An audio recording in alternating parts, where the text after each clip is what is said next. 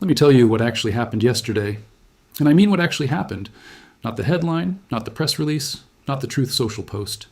The raw, documented sequence of events that unfolded on Monday, May 4th in the Strait of Hormuz.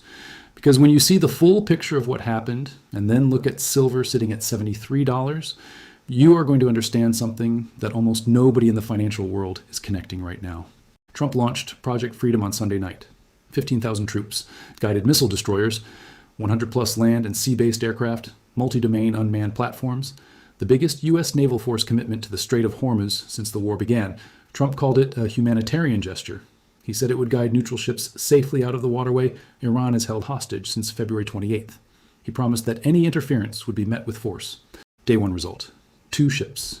2 American-flagged merchant vessels crossed the strait. 2 out of more than 2,000 that are still sitting there. Crews low on food, low on water, waiting in a waterway where Iran has deployed GPS-guided mines, fast attack boats, anti-ship cruise missiles, and the declared authority to board, seize, or destroy anything that moves without IRGC clearance. 2 ships out of 2,000. While those 2 ships were crossing, here is what else happened. Iran fired a sustained barrage at U.S. destroyers USS Truxtun and USS Mason, small boats, missiles, and drones, in a simultaneous attack that CBS News described as a sustained barrage. U.S. Apache helicopters and F-16 fighter aircraft responded. The U.S. military sank 6 Iranian boats. 19 Iranian missiles and drones targeted the UAE. The first attacks on UAE soil since the ceasefire began nearly a month ago. Iran's drone struck the Fujairah Oil Industry Zone and started a large fire that wounded 3 Indian nationals and forced UAE schools to close nationwide for the rest of the week. UAE air defense systems engaged the remaining threats with 4 missile alerts issued to all residents, the first shelter-in-place orders in a month. And silver dropped. Silver at $73 dropped while all of that was happening in real time. And that is the most important story in the precious metals market right now, not the war itself. The gap between what the war is actually doing to the physical world and what the paper price of silver is reflecting. This is TSL. Let us pull this apart. Before TSL connects this to silver, you need to understand one specific piece of infrastructure that got hit yesterday and why it matters more than any other single data point from the day. Fujairah. The Fujairah Oil Industry Zone is not just any port. It is the specific port that the UAE built specifically to bypass the Strait of Hormuz. The Abu Dhabi crude oil pipeline runs from the UAE's inland oil fields directly to Fujairah, which sits on the Gulf of Oman outside the strait, accessible without transiting through Hormuz. During the entire 2 months of the Hormuz blockade, Fujairah has been the single most important piece of alternative infrastructure for Middle East oil exports, the one route that worked when the strait did not. Yesterday, Iran fired a drone directly at Fujairah's oil industrial zone and started a large fire.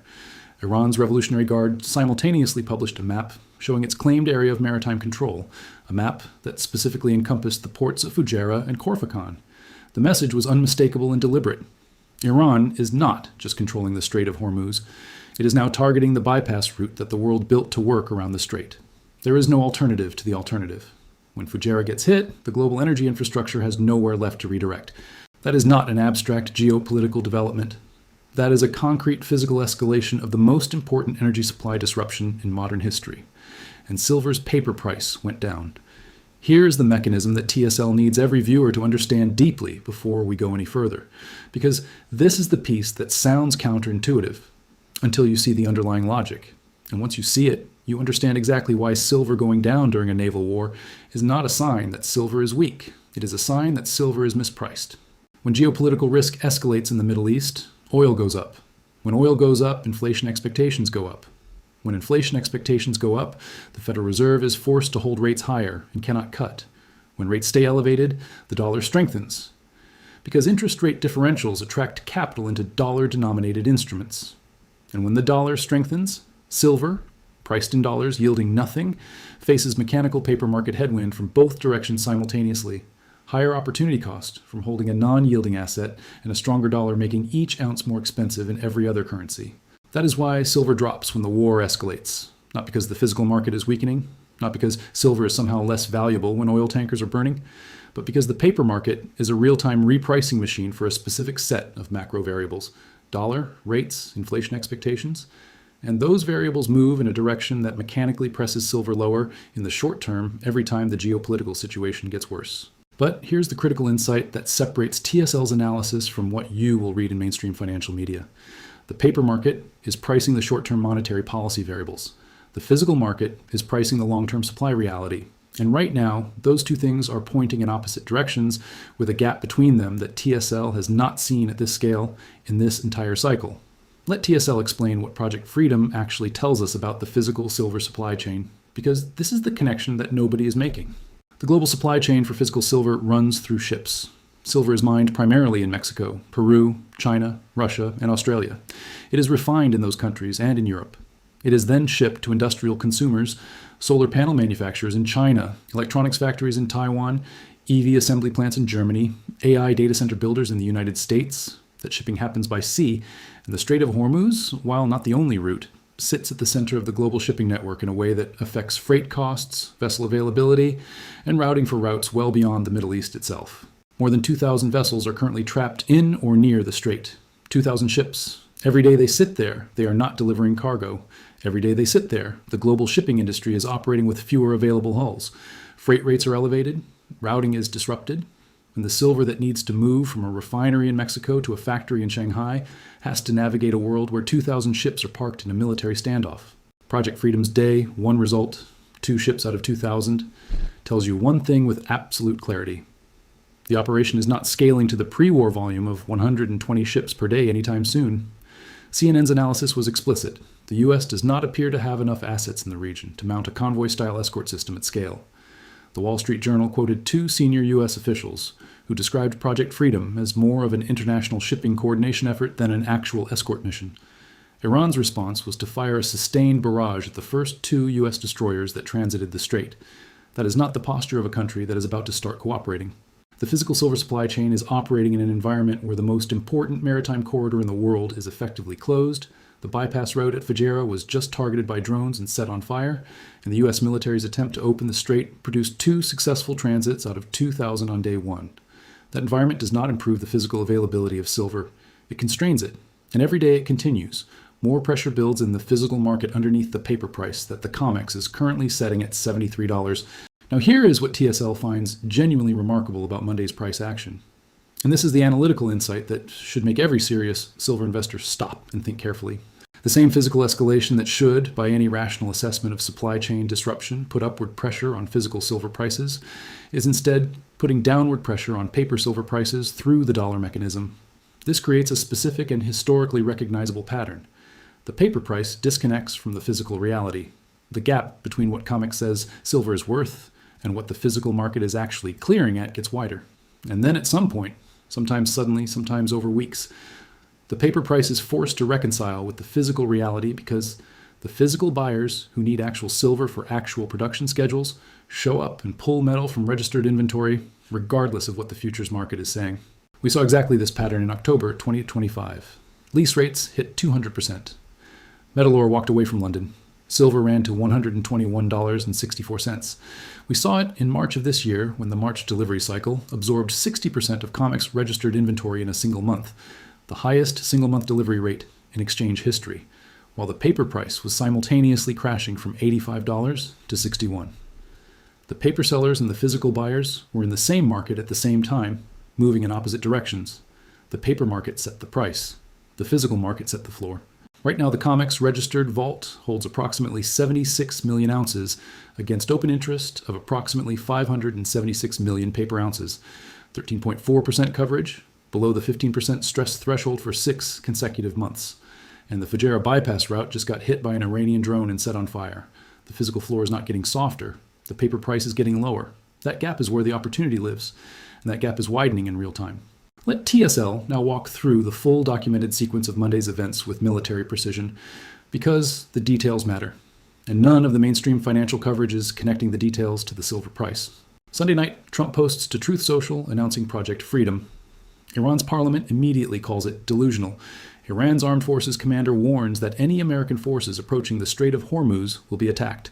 Iran instructs commercial ships that they must coordinate with the IRGC, not the U.S. Navy, before transiting the Strait. The operational conflict is established before a single ship moves. Monday morning in the Strait, U.S. destroyers USS Truxtun and USS Mason begin their transit.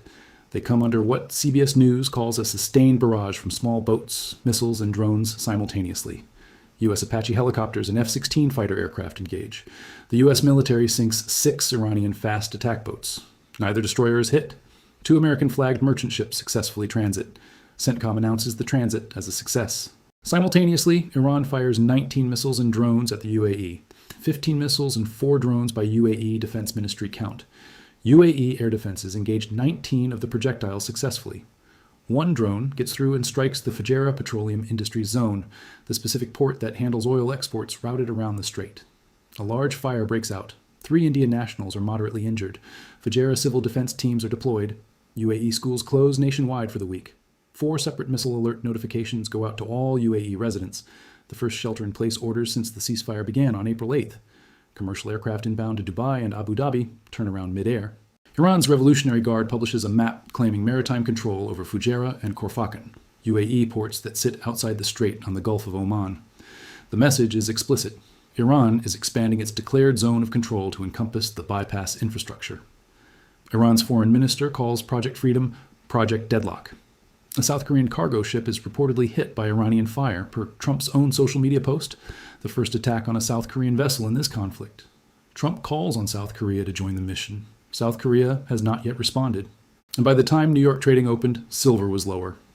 The paper market had processed all of that information through its dollar rates inflation chain and produced a lower number, because the paper market does not count ships.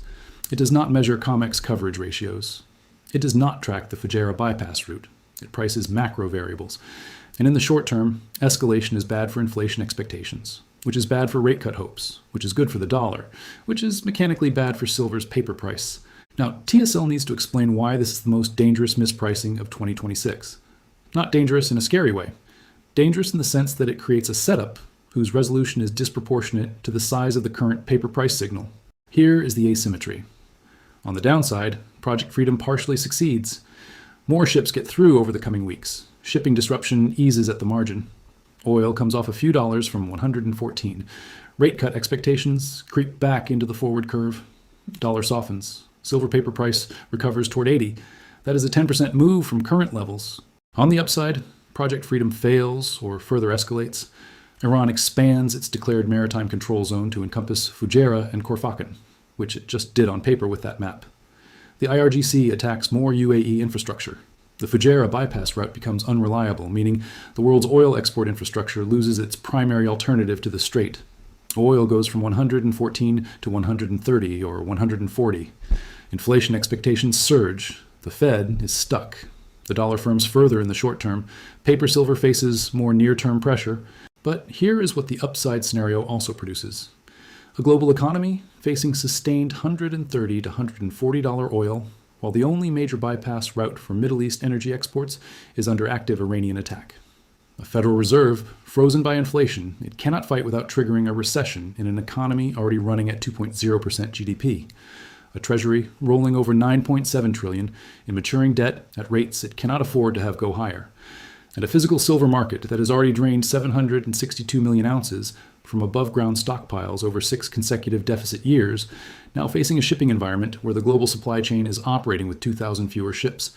That is not a setup for silver at 73. That is a setup for the largest silver price correction to physical reality since the October 2025 squeeze that took silver to 121. The paper price goes lower in the near term because the dollar chain is running.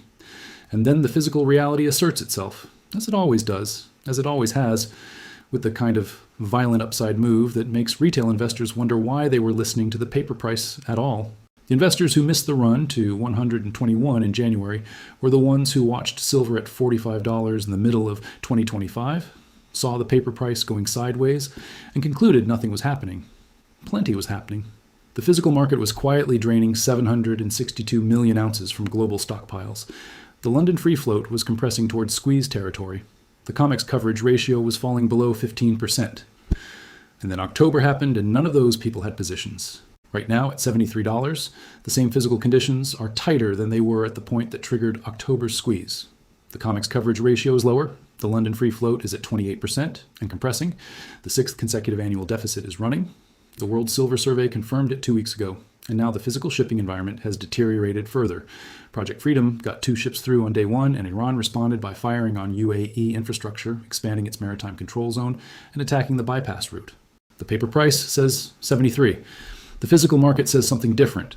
And every time in the modern history of this metal, those 2 measurements have disagreed this sharply, it is the paper price that has been forced to change. Here is the specific setup that TSL is watching in the next 72 hours.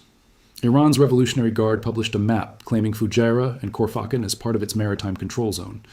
If Iran follows that map with action, if the IRGC begins actively interdicting vessels at Fujairah, not just firing missiles at the port, the bypass route for UAE oil exports is no longer functional. The UAE pipeline that terminates at Fujairah carries approximately 1.5 million barrels per day of crude that currently bypasses the Strait entirely. That is the single most important piece of alternative energy infrastructure in the region right now. If it becomes operationally compromised, Brent crude does not stay at 114. It goes to 125, 130 in days. Watch Fujairah, not the Strait, Fujairah. That is where the escalation is pointing right now, and that is the specific physical development that closes the gap between $73 silver and what the physical reality of this market actually implies.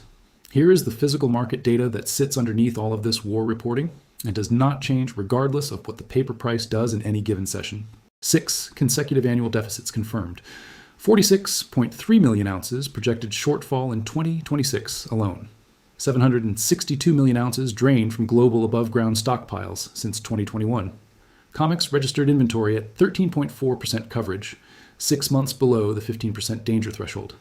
The BEA stripped silver bar investment flows from the GDP data for the 3rd consecutive quarter 2 days ago, classifying silver as a monetary asset in official government accounting. And now the physical shipping environment has deteriorated because 2,000 ships are still trapped, the US Navy got 2 out on day 1, and Iran responded by targeting Fujairah. That is the physical picture. $73 is the paper price. The gap between those 2 realities is what TSL is tracking every single day. Project Freedom launched with 15,000 troops and over 100 aircraft. It got 2 ships through. Iran called it Project Deadlock and set the bypass route on fire. Silver went down, and the physical market kept draining. This is TSL. We follow the physical picture, not the paper price. We track the Fujairah bypass route, the COMEX coverage ratio, the shipping data, and the BEA footnotes that everyone else skips. Subscribe and hit the notification bell. The situation in the Strait is moving every hour right now. When it moves, you want to understand what it means before the price reacts, not after. Drop your silver target for end of 2026 in the comments. TSL reads every single one. See you in the next one.